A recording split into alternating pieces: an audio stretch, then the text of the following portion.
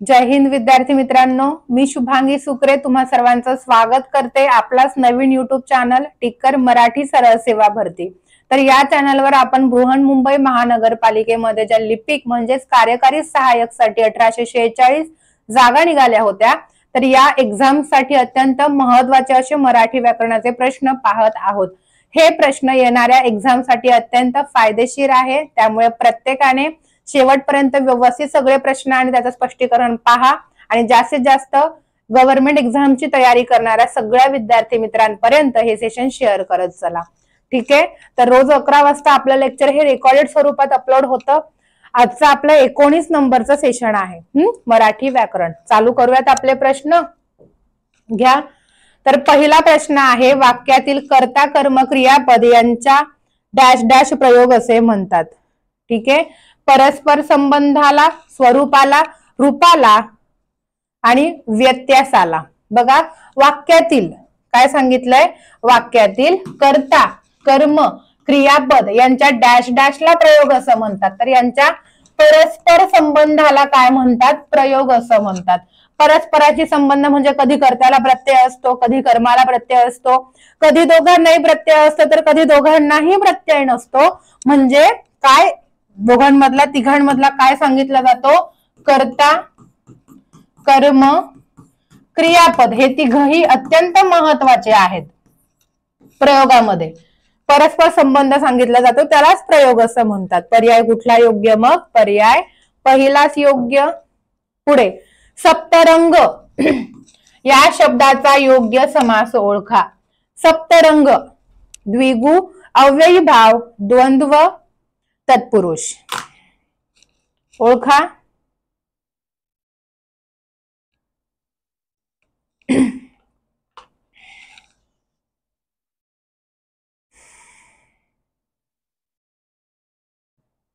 सप्तरंग म्हणजेच काय, 7 रंगांचा समुदाय। राईट, सप्तरंग कशामध्ये असतो रे, जाता नाही पाणी पी, पाठ केले तुम्ही लोकांनी। जाता नाही पाणी पी हे सप्तरंग आहेत। कशामध्ये असतात, इंद्रधनुष्यामध्ये असतात। 7 रंगांचा समुदाय आहे ना, म्हणजे हे काय आहे आपला, सॉरी द्विगु समास आहे। याच्यामध्ये पहिलं पद काय दिसतंय, पहिलं पद संख्या दिसतंय। राईट, पहिले पद संख्या असतं आणि विग्रहावरून समूहाचा बोध होतो। 7 रंगांचा समूह म्हणजेच सप्तरंग। पर्याय पहिला योग्य। द्वंद्व मध्ये दोन्ही पदे प्रधान असतात। चला, केशव कुमार हे डॅश डॅश यांचे टोपण नाव आहे। केशव कुमार कोणाचं टोपण नाव आहे, गोपाळ कृष्ण गोखले, प्रल्हाद केशव अत्रे, गोपाळ गणेश आगरकर, कृष्णाजी केशव दामले। कुठला पर्याय योग्य, केशव कुमार हे कोणाचं टोपण नाव आहे।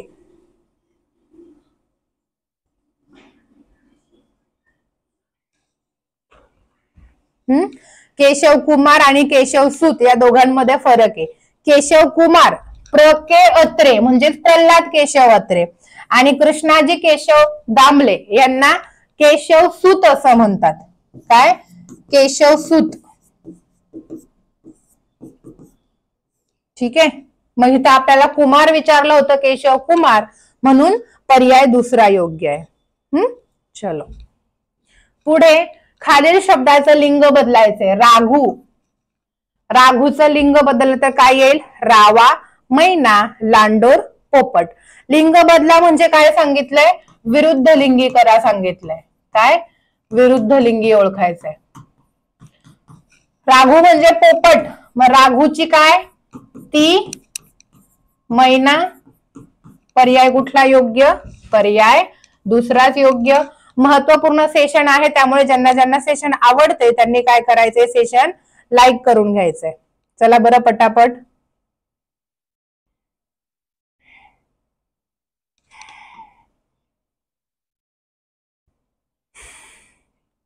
चला, थोडस सेशन अडकतंय, थोडं मॅनेज करा। चला, आपल्याकडे कुणीतरी येते या वाक्याला प्रश्नार्थी रूप द्या। म्हणजे काय करायचंय, प्रश्नार्थक वाक्यात रूपांतर करायचंय। आपल्याकडे कुणीतरी येतंय, आपल्याकडे येणारे कोणीतरी आहे, आपल्याकडे कोणीतरी येतंय का, आपल्याकडे कुणीतरी येणार आहे। कोण येणार आपल्याकडे, तर प्रश्नार्थक वाक्यामध्ये रूपांतरित करायचे. वाक्य रूपांतरचा हा प्रश्न आहे. वाक्य रूपांतर करायचे. अर्थ नाही बदलला पाहिजे, फक्त रचनेत बदल झाला पाहिजे, अर्थ तोच पाहिजे.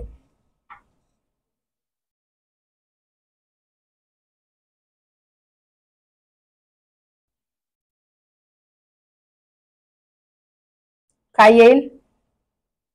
आपल्याकडे कोणीतरी येतंय का? प्रश्नार्थी वाक्यात रूपांतर करायचं होतं. पर्याय कुठला योग्य आला? मग अर्थ तोच राहायला पाहिजे. पर्याय दुसरा योग्य.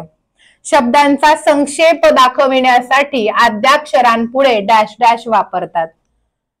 शब्दाचा संक्षेप दाखवायचा असेल म्हणजे एखाद्याचं विक्षिप्त रूप दाखवायचं असेल तर त्याच्या पुढे काय वापरतो आपण? पूर्णविराम, अपूर्णविराम, अर्धविराम आणि स्वल्पविराम. संक्षेप दाखवायचा म्हणजे आपण शॉर्टकट दाखवतो ना, दाखवतो की नाही शॉर्टकट? मग शॉर्टकट दाखवताना आपण फॉर एक्झाम्पल आपल्या मराठी भाषेचे पाणिनी कोणाला म्हटलं जातं? दादोबा पांडुरंग तर्खडकर, राईट. मग हे शॉर्ट फॉर्म केला म्हणजे संक्षेप दाखवलाय. मग संक्षेप दाखवला म्हणजे इथं आद्याक्षराच्या पुढे काय दिलं जातो? पूर्णविराम फक्त वाक्य पूर्ण झाल्यावरच दिला जातो असं नाही, संक्षेप दाखवण्यासाठी सुद्धा दिला जातो. म्हणून पर्याय कुठला योग्य? पर्याय पहिलाच योग्य. नेक्स्ट, संयुक्त वाक्याचे डॅश डॅश प्रकार आहेत. 3, 4, 1, 2. आता बघा सगळ्यात मेन टॉपिक आहे आपला उभयान्वयव्यय. मेन टॉपिक आहे. थोडा टाइम जाईल स्पष्टीकरण द्यायला पण एकदम डोक्यात फिट बसेल. उभयान्वयव्याचं 2 गटात वर्गीकरण केलं जातं. पहिला आहे प्रधानत्व सूचक उभयान्वयव्यय, दुसरा आहे गौणत्व सूचक उभयान्वयव्यय. एकाचे 2 गटात वर्गीकरण. परत याचे पण 4 प्रकार पडतात, याचे पण 4 प्रकार पडतात. ठीक आहे. प्रधानत्व मध्ये कोण येतं? शॉर्टकट मध्ये सांगते. समुच्चय बोधक, विकल्प बोधक, न्यूनत्व बोधक आणि परिणाम बोधक. ठीक आहे. आणि गौणत्व मध्ये कोण येतं? स्वरूप बोधक, कारण बोधक, उद्देश बोधक आणि संकेत बोधक. हे 4 प्रत्येकाचे उपप्रकार आहेत. आता मग मॅडम तुम्ही म्हणाल संयुक्त वाक्य कुठं नाव दिसतंय? कुठंच नाव दिसत नाहीये. तर लक्षात ठेवायचं इथे की प्रधानत्व सूचक मधल्या या 4 प्रकारांपैकी कुठल्याही अविकारी शब्दाने जर वाक्य जोडलं तर ते वाक्य संयुक्त वाक्य असतं. आणि गौणत्व सूचक मधल्या कुठल्याही 4 प्रकारांमधल्या कुठल्याही अविकारी शब्दाने जर 2 वाक्य जोडली तर ते वाक्य हे मिश्र वाक्य असतं. ठीक आहे. मग आता बघा किती प्रकार झाले बरं? संयुक्त वाक्याचे प्रकार किती? तर हे 4 प्रकार आहेत. पर्याय कुठला योग्य? पर्याय दुसरा योग्य. असं स्पष्टीकरण तुम्हाला रेकॉर्डिंग लेक्चर असून सुद्धा भेटते. त्यामुळे जास्तीत जास्त गव्हर्नमेंट एक्झामची तयारी करणाऱ्या विद्यार्थी मित्रांपर्यंत सेशन पोहोचवायचंय. चला, खालील शब्दाचं लिंग बदलायचंय. लिंग बदला म्हणजे विरुद्ध लिंगी करा. आरशाला काय म्हणणार? तो आरसा. म्हणजे हा काय झाला? पुल्लिंगी झाला. मग पुल्लिंगाचं स्त्रीलिंगी करा बरं. तो आरसा. मग ती काय म्हणणार आपण? आरास, आरस, आरसे आणि आरशी. तर सचा श होतो या नियमामध्ये. ठीक आहे. या शब्दाचं लिंग बदलत असताना सचा श होतो म्हणजे तो आरसा. ती काय म्हणणार आपण? आरशी. पर्याय कुठला योग्य? पर्याय चौथा योग्य. पुढे वाक्याचा प्रकार ओळखायचा आहे. आम्ही घरी जातो हे वाक्य काय आहे? साधं वाक्य एकदम. संयुक्त यापैकी नाही, मिश्र केवल. साधं सरळ सोपं वाक्य. एकच कर्ता आणि एकच क्रियापद असणारं वाक्य ज्याच्यात कुठलाही अविकारी शब्द नाहीये. मग अशा वाक्याला आपण काय म्हणतो? केवल वाक्य म्हणतो. म्हणून पर्याय कुठला योग्य? पर्याय चौथा योग्य. कवन या शब्दाचा समानार्थी नसलेला पर्याय शोधा. कवन काव्य, गीत, श्रवण, कविता. जरी तुम्हाला याचा अर्थ माहिती नसेल तरी तुम्ही इलिमिनेट करू शकता कारण 4ही पर्याय आपल्या ओळखीचे आहेत. कविता म्हणजेच गीत, गीत म्हणजेच काव्य. याच्यात फक्त श्रवण वेगळं आहे. श्रवण म्हणजे काय? श्रवण म्हणजे ऐकणे, बरोबर. बाकी तिन्ही एकमेकांचे समानार्थी म्हणजे हे तिघ कवनचे समानार्थी शब्द झाले. कळतंय? पर्याय कुठला योग्य मग इथे? पर्याय तिसरा योग्य. पुढे आकारांत पुल्लिंगी नामाचे एक वचन डॅश डॅश होते. नियम पाठांतर करायचे नाही.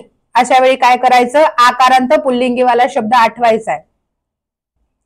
एक वचनाचं अनेक वचन. फॉर एक्झाम्पल मला आता लगेच आठवला, आकारांत म्हणजे काटा, आ प्रत्यय आहे ना, आणि काटा हा शब्द पुल्लिंगी, तो काटा. मग काटाचं अनेक वचन काय होणार?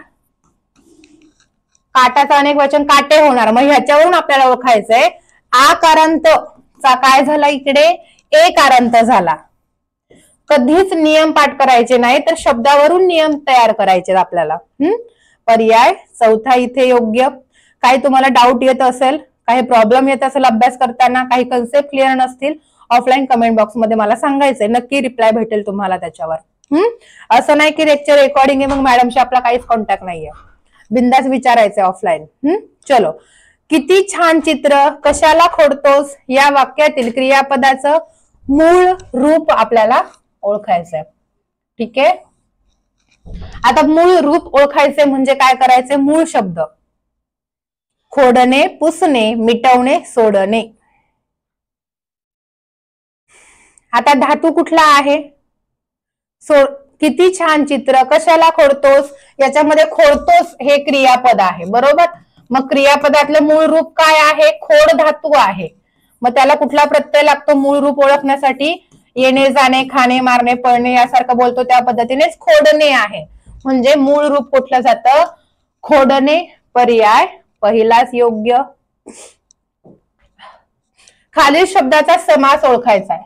समास त्रिभुवन, बहुव्रीही समास, द्विगु समास, तत्पुरुष समास, अव्ययीभाव समास.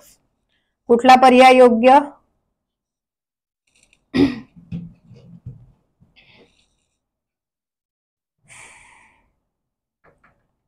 त्रि म्हणजे तीन. पहिलं पद संख्या असून विग्रहावरून समूहाचा बोध होतोय. त्रिभुवन तीन भुवनांचा समुदाय किंवा तीन भुवनांचा समूह. म्हणजे कुठला झाला? संख्यापूर्व समास म्हणजेच द्विगु समास. पर्याय दुसरा योग्य. पुढे ब्राह्मण वाडा या शब्दातील समास ओळखा. आता 2-3 प्रश्न या फाईल मध्ये समासाचे आहेत, पण वेगवेगळ्या प्रकारावरचे आहेत, बरोबर. पहिल्याचे 2 झाले आपले द्वंद्व म्हणजे संख्या, द्विगु म्हणजे संख्यापूर्व समासावर. आता हा बघा ब्राह्मण वाडा, कुठलं पद महत्वाचं आहे? ब्राह्मणांसाठी वाडा. द्वितीय पद प्रधान म्हणजेच कुठला समास झाला? आपला विभक्ती तत्पुरुष. विभक्तीचे प्रत्यय लागतात म्हणून विभक्ती तत्पुरुष समास. काय आहे याच्यामध्ये? द्वितीय पद प्रधान आहे. द्वितीय पद प्रधान. पर्याय चौथा योग्य. सेशन ज्यांना आवडतंय, लेक्चर चालू असलेले ज्यांना आवडते, त्या प्रत्येकाने आपलं लेक्चर लाईक करून घ्यायचं एकदा. चला पुढच्या प्रश्नाकडे जाऊयात. पुढील पैकी क्रियापद नसलेला पर्याय निवडा. जो क्रियापद नाही असा पर्याय आपल्याला निवडायचा आहे. सांडणे, निथळणे, गुपित आणि भुरभुरणे. बघा, सांडण्याची क्रिया असते, क्रियापद म्हणजे ज्याच्यामध्ये धातू असतो.